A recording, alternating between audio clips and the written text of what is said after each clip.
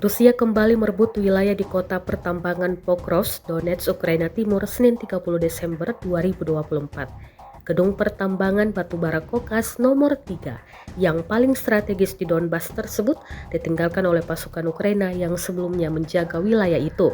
Pasukan Ukraina dengan panggilan Floor mengatakan hal tersebut dalam unggahannya di media sosial dikutip dari Strana.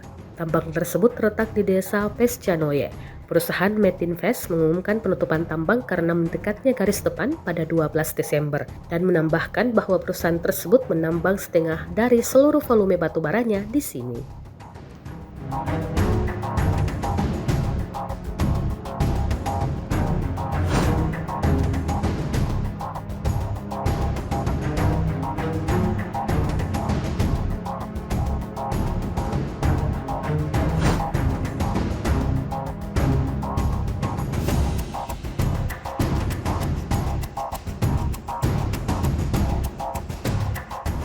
Download Tribun X sekarang, menghadirkan lokal menjadi Indonesia.